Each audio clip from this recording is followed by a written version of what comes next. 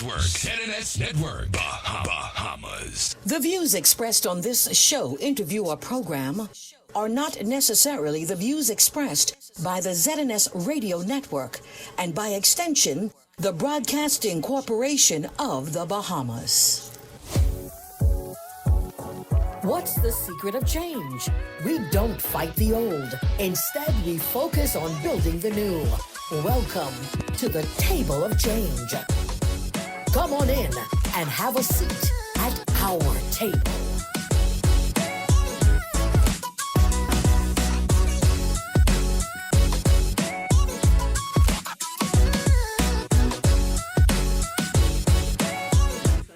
Tuesday night, I always say it's coming so fast, and I am not joking. It's really just coming around so fast, but I'm always still excited. March 18, 2025, Table of Change. We're ready to eat, guys. Let's take it in. Let's just learn how we ought to serve each other. I got it right, Tamara. You got it right. But Jackie, today in Table of Change, listeners, I need some help. You have one of those days where you're on, but you ain't on. But the Sunday school teacher in me is asking for your help, ladies. So what we're going to do, if you're on Zoom, I need you to come off, put your microphone, take it off mute. Take your microphone off mute. I can see you, DeAndre, Tamika. I can see you guys. Take it off mute for a minute. And you're going to help me do something. You're going to bring out the Sunday school teacher in me that need the inspiration. Thank you, DeAndre. I see two more people. Let's take it off mute, right? And what I want is, let's get our mind ready. Let's get our mind ready to hear the information, okay? Let's get ready to, like Jacqueline always says, drink and eat and feast on that information. But let's get our brain ready. Let's get our body ready. So guess what we're going to do, guys? Say, guess what? Sing. She's a smart girl. I could remember teaching the third grade, and I want y'all to really sing this song like when you were in the third grade, right? And I want to see all the attitude and everything. They can't see how bad we sing, but they can hear how bad we sing today. Okay. So on 3, we singing "I Am a Promise." Wow. 1, 2, 3. I am a promise. I am a possibility. I am a promise. With a capital P. I am a great big bundle of potentiality. Yeah. And I am learning to hear God's word. And I am learning to be the right choice. I am a promise to be everything God wants me to be. Oh my goodness, I'm so proud of you. Give yourselves a hand. You can put yourself back on mute and give yourself a hand. Okay, now, I feel like I'm ready. Mm-hmm. Put on your thinking cap. Let's buckle up the thinking cap and get ready. Because we have 2 ladies in here with a wealth of knowledge, a lot of information, and what's needed in our society now. So we have Marissa Awa. With 11 years, she is the chairman of Crime Stoppers Bahamas. And with her, we have Frances McKinsey Oliver with another 11 years, and she's the director of Crime Stoppers Bahamas. So I want you to get your glass, whatever you're putting in it. You can put in coffee, tea, water, whatever you're going to fill it up with, and let's get some knowledge and see how we can be of service to Crime Stoppers Bahamas. But before we do that, our show consists of customer service, and we always have customer service issues that we bring to the table. We would like it to be good. Sometimes it's bad, right. But whatever it is, we want to bring it to the table in the vein of solving it. So we want Tamika to come off of mute and help us out. I know she contacted us, and she has a customer service issue that she needs to share. Tamika. Hi, good night, everyone. My name is Tamika Shepherd, and I am a registered nurse by profession with a specialty in psychiatric and mental health, and I work for the Ministry of Health and Wellness. And as a nurse, just being in my regular clothes, going to places like the hospital and so forth, of course, I can feel the same experience that persons may have experienced in the past, which is the long waits, the attitude, and so forth. But I must say, being in this field and knowing what I know, and being able to be in a like a facade, whereas I don't have to. Everybody don't have to know I am a nurse, and I still get the same treatment as everyone else. Um, I take that as I go into another establishment. Say, for example, just the other day, I had a situation where I went where my car got stolen, and I had to. I had to deal with, of course, police investigating and so forth, and I was so disappointed. And the one of the officers, they had the, they actually related to service in the hospital, you know, because they didn't take the fact that my car was stolen seriously.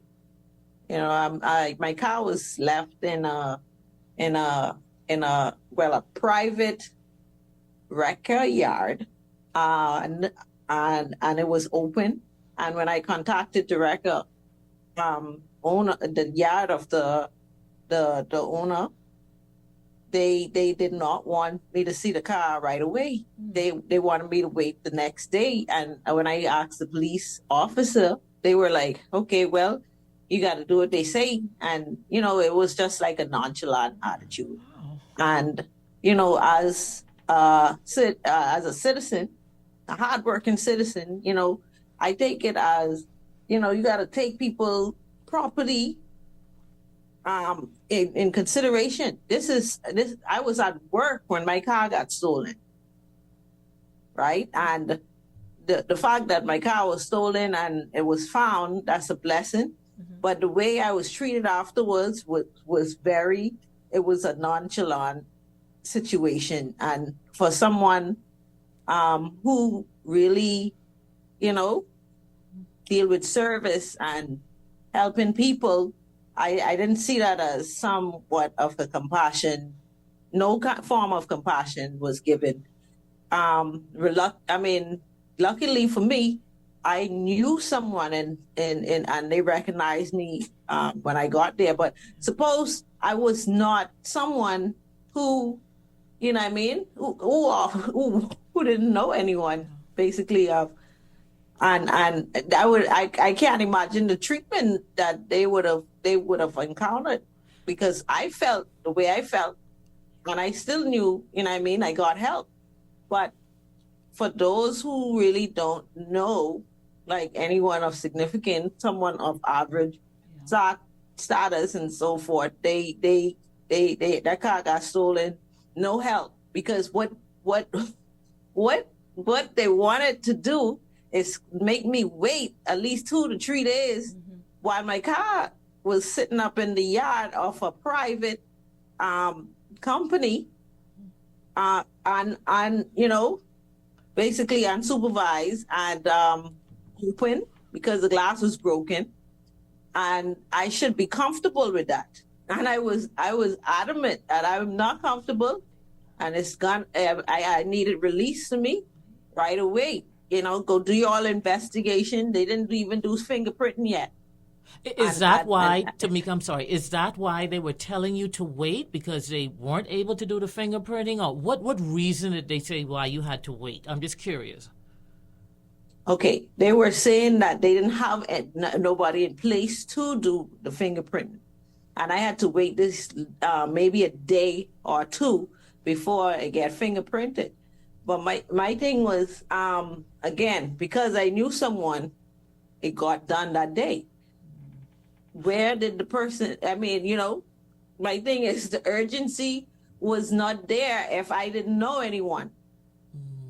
I fully understand. Yeah, I fully understand that now. And that's not the way it should be. Everybody should be treated with some form of compassion and care. You always put yourself in someone else's the situation. And after I find out, that they don't really take that seriously, because it's so common, basically, the fact that the car getting stolen, people, it's not serious.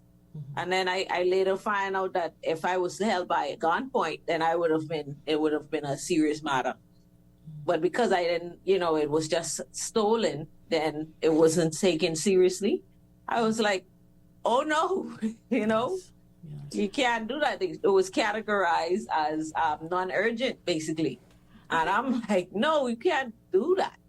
And why is that? That was my point. I think I heard you said you knew where the car was? I didn't. I mean, the car was stolen, and it was found. And then when it was found, they have a system now that instead of storing your car in the impound yard, like how they used to do a long time ago in the back of the college, they now contracted private wrecker, companies to store the cars in their yard, so they won't have any responsibility for the car, basically. And I think I heard you said you wanted to see it. They would. You were asking the officer, you wanted to go to see the car, and you couldn't. And yes, I was told to contact the record company, the record owner. And then the record owner told me in turn that I can't see the car at that point. I have to wait until the next day. Yeah. Right? And these are the kind of things. This is what Table of Change. You could put your mic on mute so it wouldn't the sound, right? This is what Table of Change is here for, and this is what we're trying to, like, you don't have to know someone to get service. And the same thing that person did for her, because he knew her. That's what we want to change. We want you to be ready to do it for anyone, and then it wouldn't seem as if, it could not have happened now because I know someone it can happen. So I would like to do some more investigation, Tamika. Like, we'll talk about it, find out where it happened, and let's find out some more things about it to get the other side of it and bring it all together. So that's what we'll do in that case. It always takes, just an extra 2-minute conversation, giving a clear explanation of why it couldn't be done, just being humane about the answer of why it couldn't be done. And yes, we know you have to make a call and you are able to get it done, but we have to keep in mind, put yourself in that person's shoes. If it rained that night, the glass is breaking, the car is going to be wet, that's her only means of transportation. We got to take the time to make her she is the customer. Right. She's dealing with the police in a situation like that, but she is the customer. Just take the time and put yourself in someone's shoes, and these customer service issues can be dealt with, and they can be humanized. But also, too, when she mentioned the PMH, I was singing PMH praise the other day. I'm still going to sing PMH praise, but we as the customer, let's keep in mind, too, let's be fair now. Sometimes we get to PMH, we deal with 10 people, and yes, I agree, that one person sucks the air out of the room. I agree. But let's keep in mind, that's 1 out of the 10.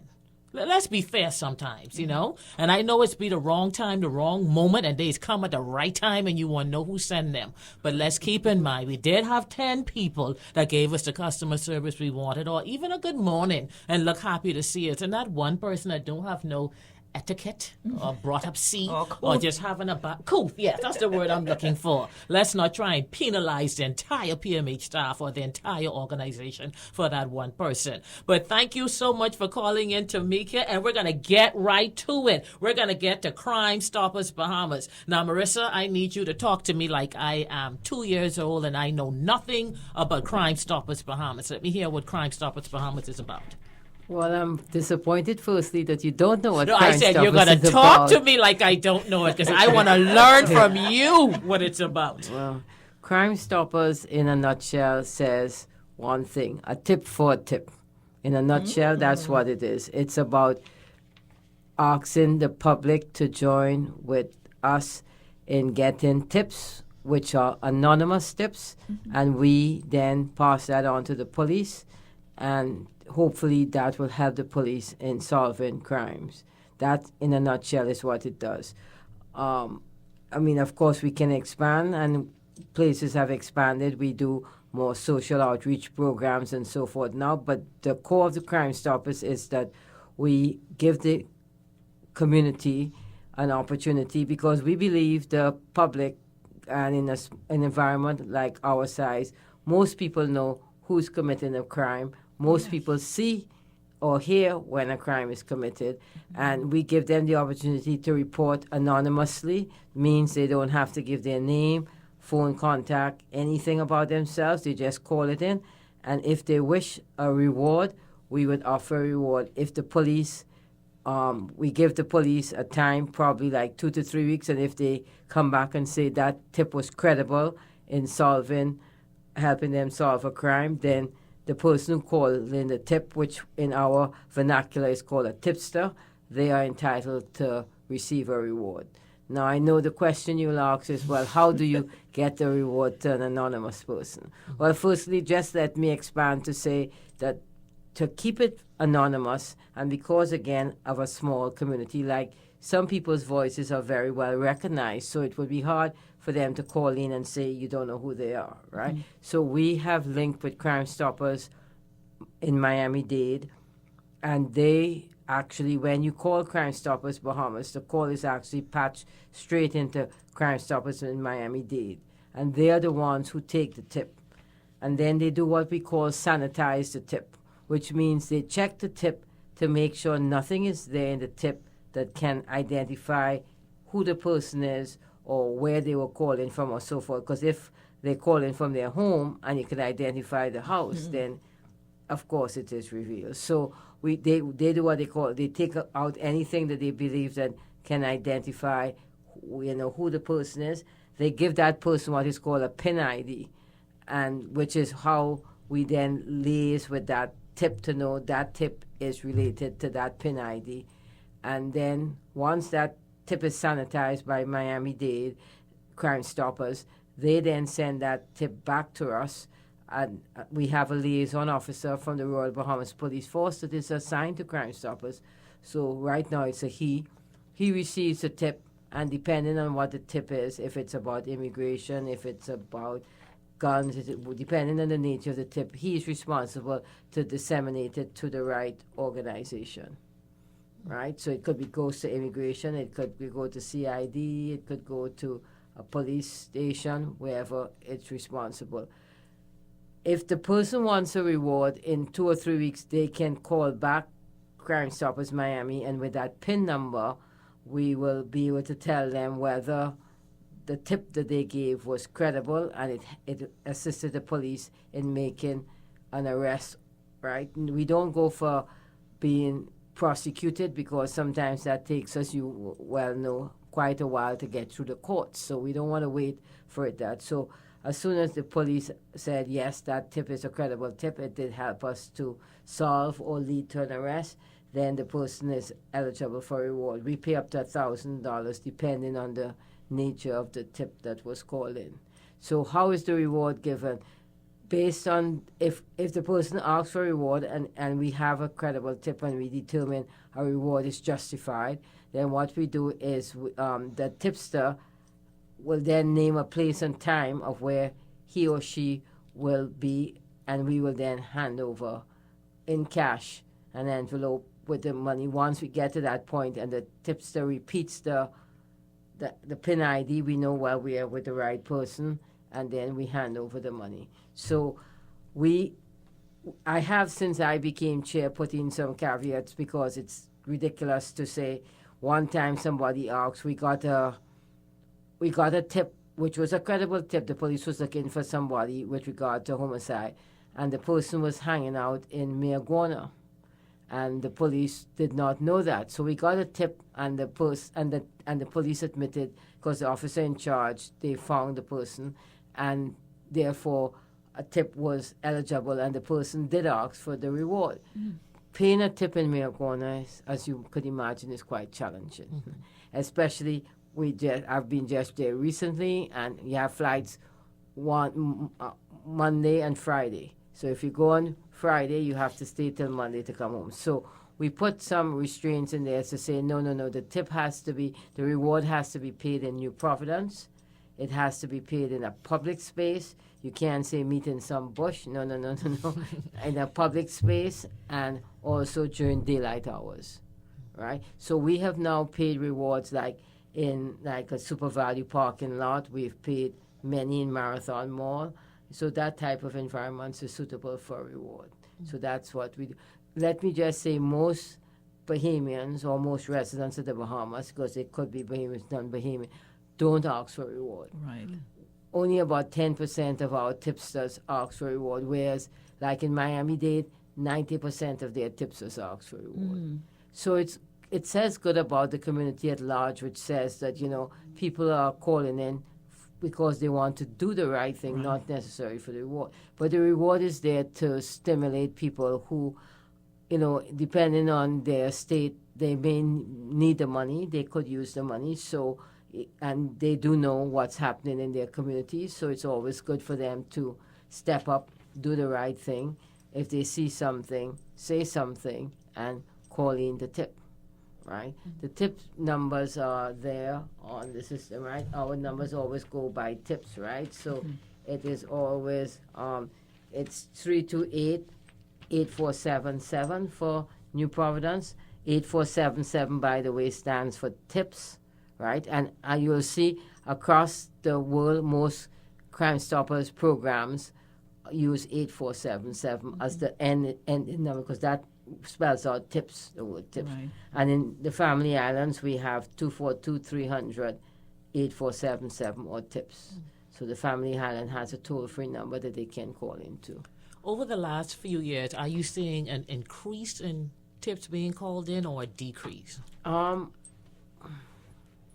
you want to take it? Last year was an increase in tips, but the decrease we have is the persons wanting to get money. Nobody really fights to get the money, but people are now willing to tip because they know nobody in the Bahamas know who called that hotline.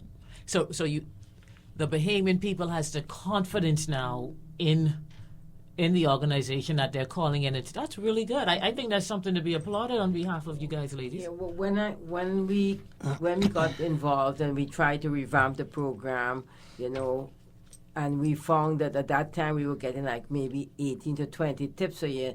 Now we're up to over 100 tips, which is quite good actually. Wow. Tips, and it depends. We keep stats on it, and it depends. I should have brought stats, but it's mainly between most of our stats right now is gun related, drugs, right? We would like more homicide because, as we know, the homicide rate is what we would like to really get down. But we have a lot of gun and drug related tips that come in, right?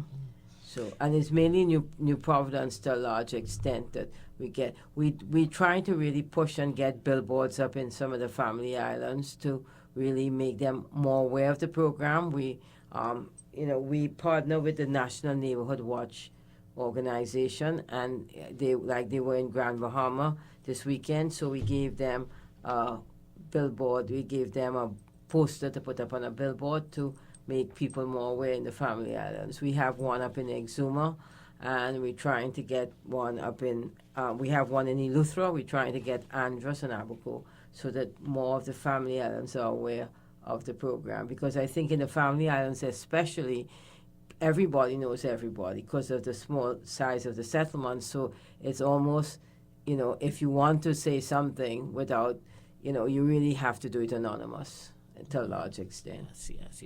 To the listeners out there, you can call 325-5403 all the way through 5. So that'll be 325-5403, 5404, 5405. And the Family Islands, toll free 300-8255. If you have any questions for Crime Stoppers Bahamas, we're going to take a break, allow you to have 2 minutes to fill your cup, and we'll be right back. Table of Change with Crime Stoppers Bahamas.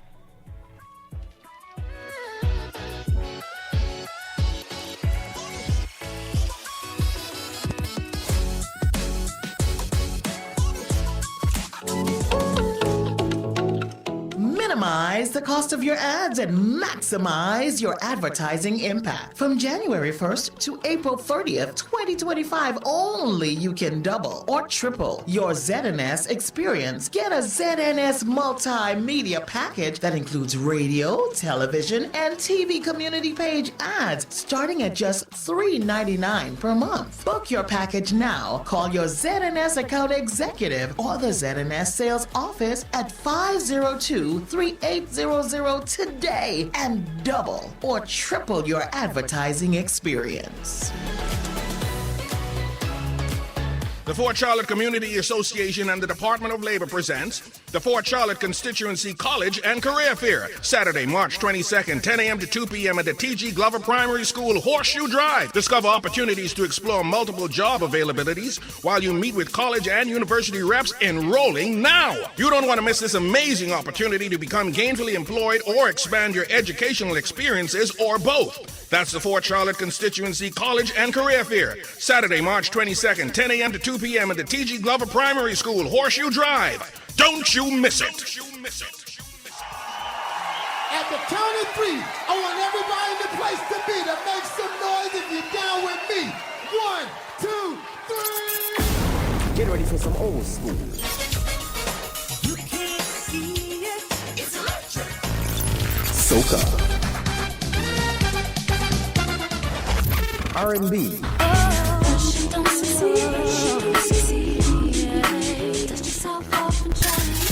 And even some down-home baby.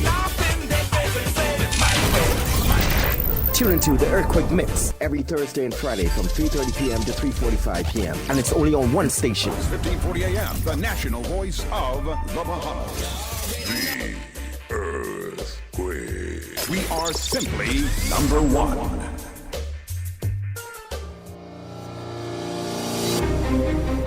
The best young athletes and swimmers in the region will meet at the 52nd Carifta Games 2025 and the 38th Carifta Aquatic Championships 2025 in Trinidad and Tobago from April 19th to the 23rd. This is where raw talent, fierce competition, and national pride collide as young people from the Caribbean chase greatness, and the ZNS team will be there to provide updates for the ZNS radio and television network from beginning to end. Be a part of sports history. Carifta Update sponsorship packages are available now. Call your ZNS account executive today and support Bahamian youth in action.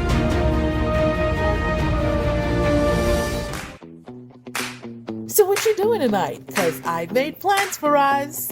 If you missed your favorite talk shows, you can now catch the replays late nights on the Bahamas Radio Network. Catch Immediate Response with Spence Finlayson at midnight and The Final Word with Ortland Bodie at 2 a.m. Only the sun covers the Bahamas better, even at night. The Bahamas Radio Network. What you doing tonight? Quality in a service is not what you put into it. It is what customers get out of it. And Table of Change gives us customer service at its finest. Tune in to Tamara Fox-Smith and Jacqueline Fernando-Moxie for Table of Change. Table of Change. Every Tuesday at 8 p.m. right here on the national voice of the Bahamas. Table of Change is here. Table of Change. With myself, Tamara Fox-Smith, and Jacqueline Fernando-Moxie, we're going to bring the issue to the table. The views expressed on this show, interview, or program are not necessarily the views expressed by the ZNS Radio Network and by extension, the Broadcasting Corporation of the Bahamas.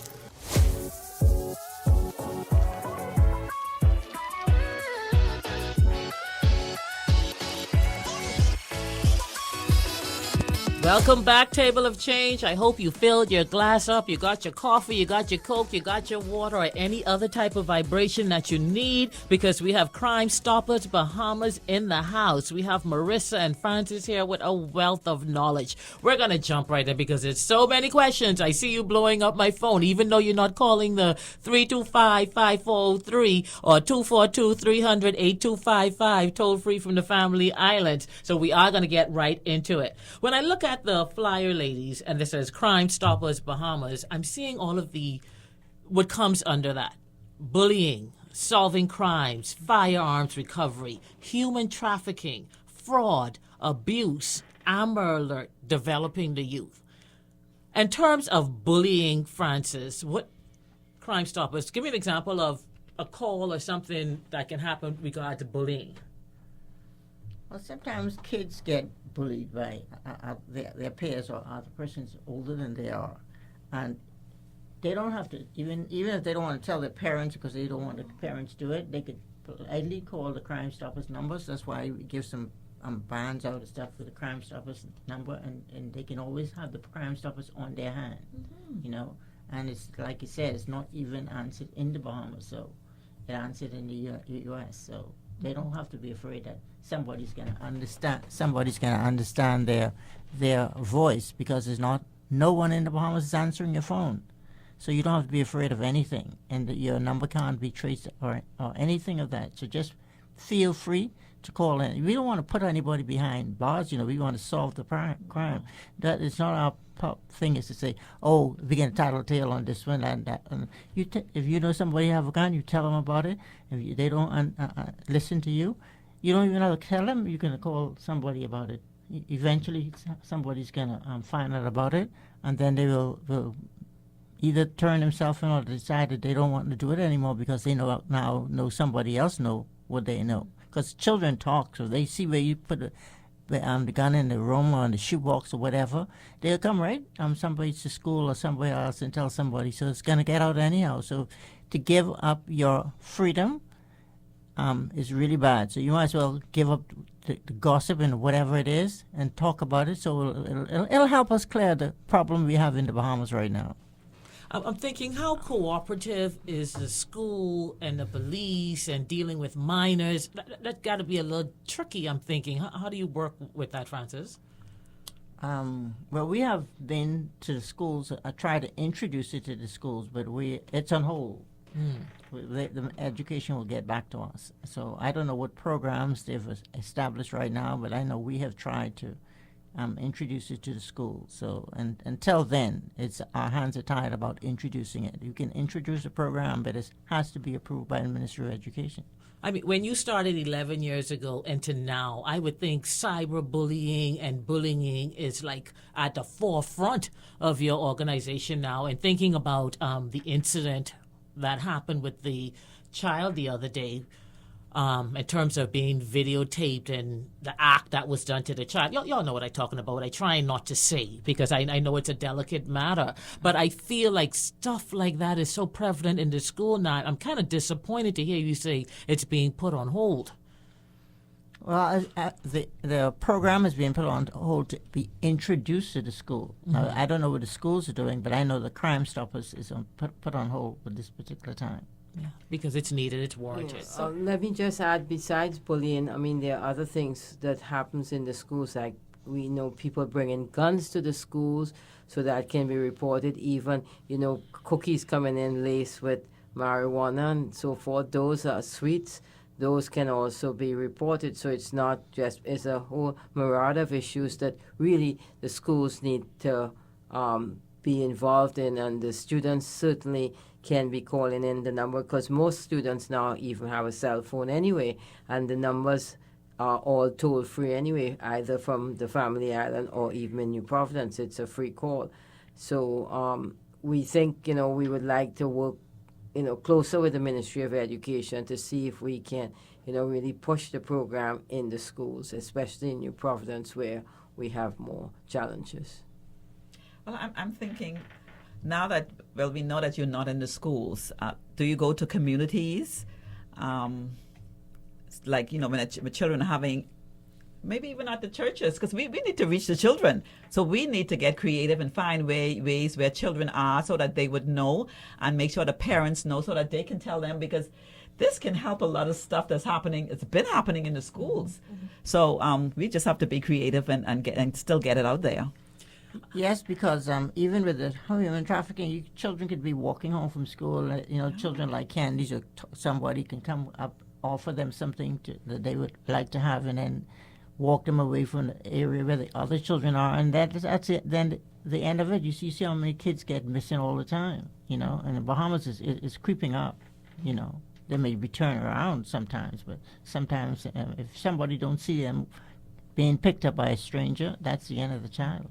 You know, Marissa, I know we talked about the confidentiality of Crime Stoppers Bahamas, but I know we have someone that may have tuned in a little late. Please reinforce for us how the confidentiality, how that you can call the number. Well, you know, people. In fact, when we did a show on one of the hosts, they even challenged it. So when after the show, they went and called the number to see what it was, and people from Miami, and to ensure that it's people from Miami-Dade, we have problems. You know, when we give directions, right? You know, we tend not to use street names. We tend to say go down the road. So when they call Miami-Dade and Miami-Dade has to take the information, then you will see that it's really not Bahamians, because people would say, oh, go down by where the Moras used to be and so forth. And they would like, what? What are you talking about? Because they have no idea what's happening. We did bring them in last year. We did bring the executive director and two of the officers who actually work the call center into New Providence so they can get, and we actually, the Minister of National Security did assist in, we actually carried them over to Eleuthera and Harbor Island so that they can get a feel for how things work, like in a family island, to see that there are settlements and how the settlements operate. So we went into Gregorytown and then we went across to Harbor Island, and so they could see. So we did the Current and Gregorytown, and we went across so they could get a better feel, because they don't understand a lot of times when people call in, especially from the directions you point. So you can call a number and you will see that it's not Bahamians, and when you try to give information, you'll see the level at which they ask you to explain themselves. You could see that they are totally lost, but the calls are actually patched directly in at the switch, so there's no human intervention. It's patched at the BTC switch. It goes directly into Miami, and those are the persons who take the call. Now I should say that the Miami call center closes at 10 p.m. at night. So what happens is they in turn have their calls forwarded to a 24-hour call center. Right now they're using out of Texas. So actually we can go from Miami to Texas if you call after 10 p.m. at night, and before 7 a.m. in the morning, then the calls are patched into that. But they would still take the information, and the information is passed on to us. But it is anonymous. You can call it if you wish. You will see who answers the phone, and they will assure you that it is not. You can feel confident then it's not being answered here locally in the Bahamas. We had a concern at one time to find out whether or not the kids report somebody's going to come to school with a gun tomorrow. How do you deal with that? Is that going to be reported through the school, or how is it? Well, because you know, one of the concerns Miami-Dade had was that they had that incident, if you remember, with the school in Miami when they had the shooting. If you don't remember, in Fort Lauderdale, with the shooting that happened on Valentine's Day. The guy went in and quite a number of persons lost their lives. And the concern was that they've now put in stuff in Miami-Dade. Well, they also do Monroe County, which is the Florida Keys. So Miami-Dade does Miami-Dade and the Florida Keys. They have put in something in place that says that if they know that if they get a call in of something that's going to happen in the schools, they have set separate, specific, logistics of how they report it and how they act on it immediately to be able to, circumvent and probably stop that event from happening. So they were concerned from our aspect, since they are taking our calls, do we have something in place?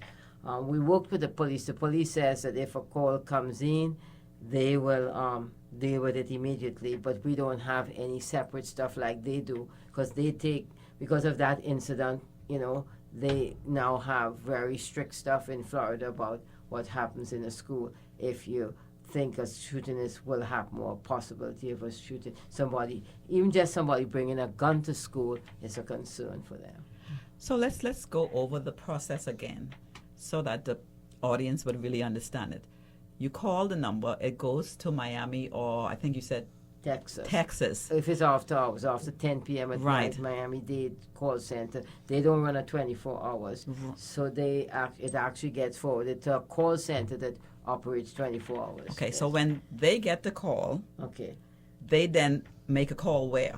Okay, no, what they do is they sanitize the tip, make sure there's nothing on the tip that can identify who made the call, and they send that back then to New Providence. We have a liaison officer that is assigned to us Crime Stoppers, and the commissioner assigns that person, and that person then receives the stuff. They get an email as necessary, so they have a phone that has email on their phone, or if they at work they're supposed to be, so they have an email coming in right away saying, which transcribes the tip, and then depending on the nature of the tip, the officer is supposed to respond accordingly. If it's a tip, like I said, we hope that if it's a tip coming in that's about something's going to happen in a school, that the response would be immediate. But as we made the point, Miami-Dade actually has a separate response for schools. Okay. We have I see a hand raising, DeAndre. You can unmute your mic. I had a question. So let's say you submit a tip, but it isn't useful for any crimes at the moment, but past the deadline, it becomes important, or it was used. Would you still get the funds, or since it was past that date that it's finished? There's no date passed for a tip. As long as if the police determine the tip is credible, you are eligible for reward. There's not a fixed 2-week or 3-week timeline.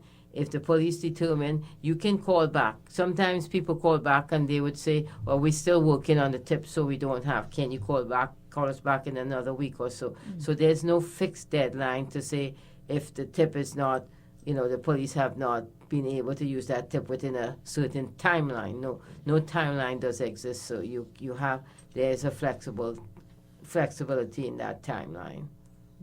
Thank you so much for the question, DeAndre. Ms. Francis, please reiterate the numbers for me in terms of the numbers to call for Crime Stoppers Bahamas. And also, if you could share with us a story in terms of abuse, maybe a call that you might have dealt with or been privy to in dealing with Crime Stoppers Bahamas and abuse.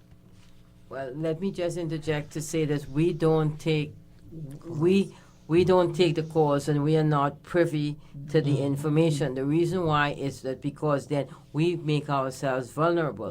So what we do is we only get back from the police statistics in different categories that would tell us we got so many calls on homicide, so many calls on drug abuse, so many calls on. So we have those statistics, but the actual details of any.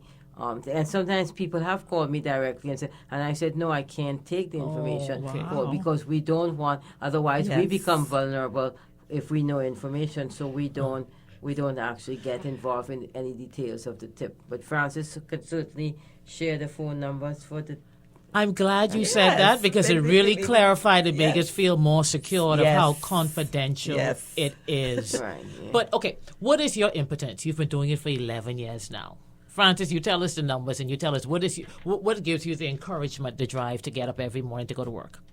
We're tired. The numbers are 328-8477. That's in Nassau. And the other number is 242, right? 300-8488. All the numbers end with 8477. All the numbers end with 8477. So all you have to do is remember Nassau 328 and Family Island 300. Tips. Right, 847 stands for tips. Your other question was regards to the what gets you up every morning. First of all, let me. I should have said this. Crime Stoppers is a civilian board. We are non-paid. We don't get any pay for it. We do this as part of our service and dedication to the country. So we don't get any money, and it's not a full-time job for us. It's a job that we do we have our regular working jobs, and then we do Crime Stoppers on the side. So that's, you should know, and it's a civilian board, so we don't get any pay for any of the work that we ourselves do. Now, to answer the question, what gets us concerned is, what gets me very, very nervous. Every morning I get up and I listen to how many, persons got shot or thing, and that to me is very disturbing for a small country of our size, the amount of shooting and, killings that we have through guns in the country. And, the need to get young people to see young people have no fear, and the reason and my concern, I used to meet with C.B. Moss quite a bit before he got ill, and the concern we raised is that young people today, by and large, have no vested interest in the country, right? And if you don't have a vested interest in the country, you don't care about it, and that's a concern. If you take a young boy growing up, whatever, if he gets a motorbike or if he gets a car, you will see how much care he will put. Every day he'll come home, he'll be washing that car, he'll be shining that bike, he'll be doing whatever because he has a vested interest in it. The problem today, we believe, and we're trying to get the Ministry of National Security to work with us on some programs that they think have been quite successful overseas with regard to getting young people to have a vested interest back in the country, especially young men. Right? If they only see living for today as what life is all about, they have no vested interest to look at a future, a family, having a home, having a house. They don't. Right now they see life as today. If they make it to tomorrow, they think they've done well, and that really is where I believe we have to work on changing that mindset. We have to give them a vested interest to believe this is the Bahamas, this is your home too. You have a stake in it, you have a belief, and then once you get them to believe in it, and you could convince them that the future is for them also, then I believe we can start to address the problem. Other than that, we could use as much technology as we want or whatever. Community policing is what really works. Getting the persons to believe that the police are there to help them, to support them, to solve their issues, and also for them to believe that this is their country too, this is their land, they have a vested interest in it.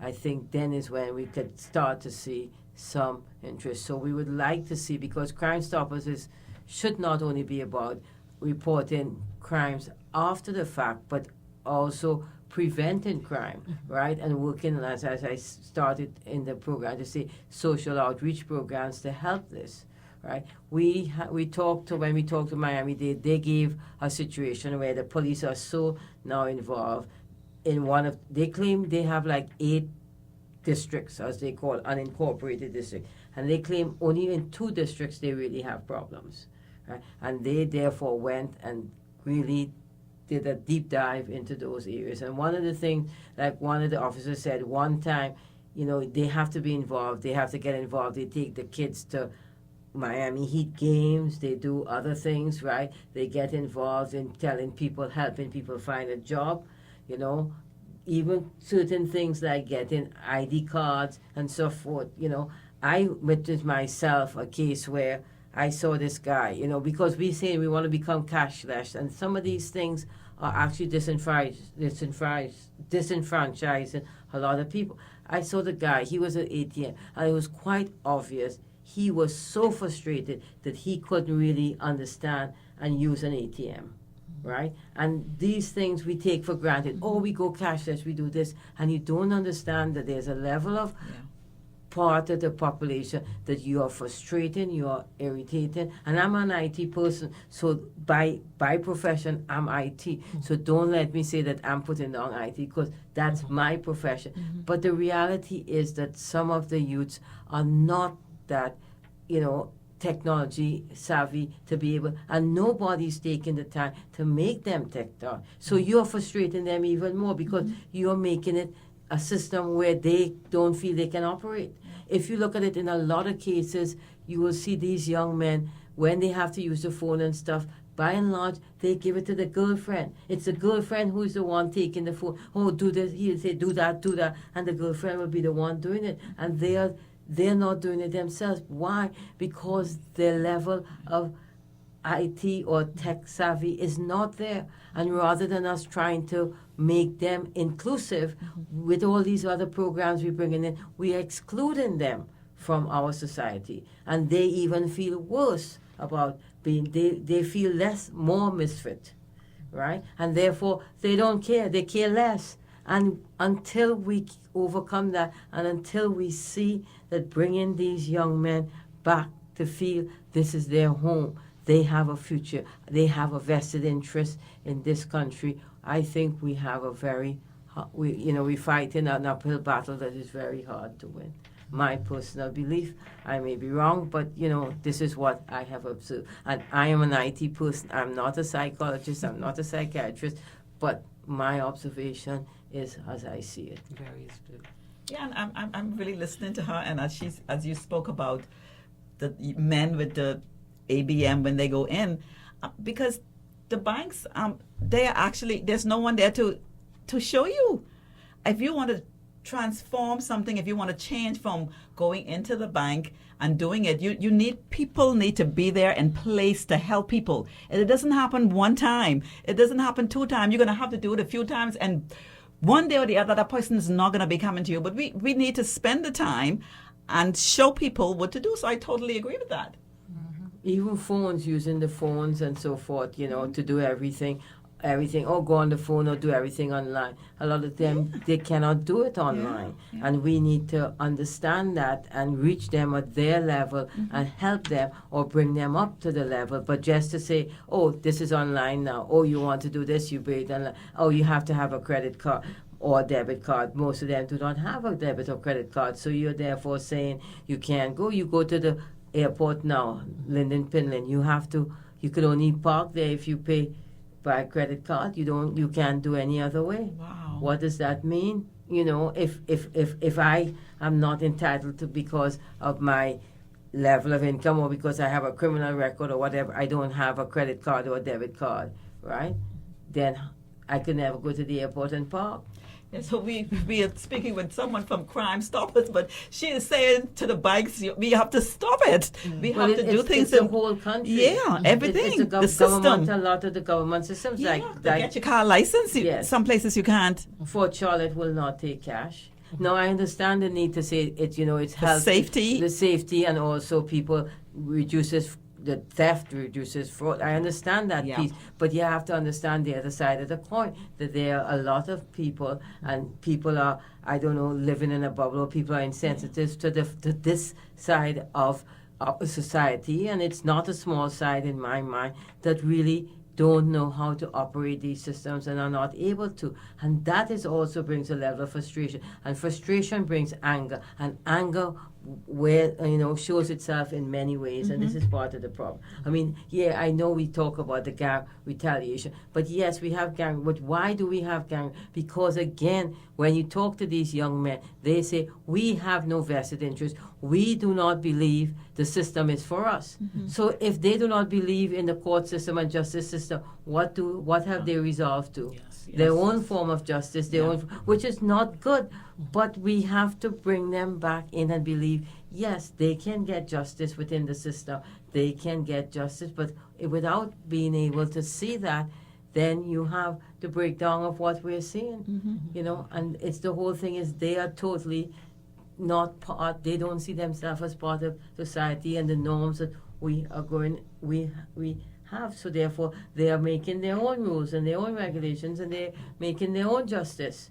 And it's not good. It's not good. It's not for a nation our size, And now we know it takes the village, right, for Crime Stoppers Bahamas. So we can call in, but how can we now do our service, do our due diligence by Crime Stoppers Bahamas? Well, we always take donations, of course, right? We have an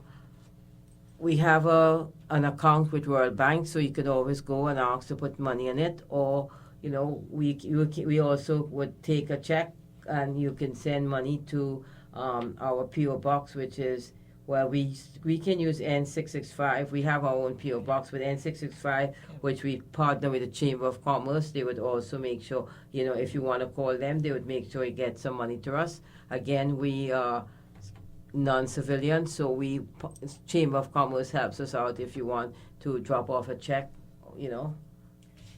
Ms. Robinson, can you unmute your mic so you can share the conversation that you had yesterday? Hi, good evening, and again, apologies for coming on late. But no, I just pick up on what the lady was saying as far as the way of the world forcing persons who are really not, like she said, tech savvy, to. My husband and I was having a conversation yesterday because he was trying to complete a form for Doctor's Hospital, and I saw him call my daughter and them two were, and I was like, what you guys doing? And he said he's trying to fill out this form for Doctor's Hospital, but everything is online, and he had to do his e-signature. And I said, okay, I'm familiar with that as well too. So and I had to actually kick in and guide him with his finger to do. And then afterwards he just started talking, say, this is so frustrating because most people don't even have a computer or a laptop or a phone or anything like this. What then? I mean, and back in the day, they had the manual way. So, and I was like, yeah, they're forcing persons to go into this electronic, 100% electronic way, and whereas some persons are going to be left behind because that's the way the world now is heading towards this electronic society, where persons, if you don't get it, you just get left. But and so this is a challenge, and a problem is twofold, where it's good, and because the paper is so much stuff and so much things, and paper going paperless is good in a way, is very good, where you could just pull up stuff. But then on the flip side of that is, if all the technology goes down, then what? Yeah. And so it begs to have a middle ground in there, so yeah, it's Ms. interesting Robinson, when I just pick up on the conversation. What is reminding me about, you can probably mute your mic, it's really the power that was left with us as human beings from God above is the freedom of choice. So at least leave us with that. Let us choose. If it's a risk, it would be on the person who wants to take the risk. I guess they'll be more careful. But the takeaway of power, that's the power that we have to choose what we want. The power. Try going to the food store and they can't. Try going to the food store and you can't even pay a bill because the system is down, and then they don't take cash. That's a big problem. But I want to say something different about this abuse and trafficking as well. Go ahead.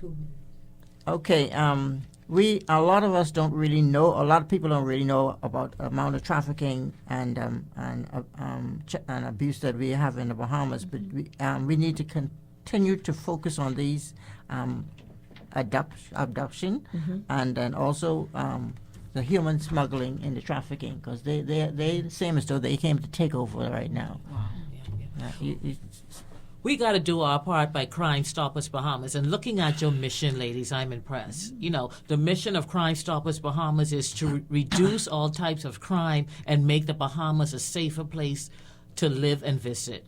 Encourage the public to get involved in reducing crime in the Bahamas, building a dynamic relationship between the community, media, and law enforcement, while working together for a safer, more secure living and working environment.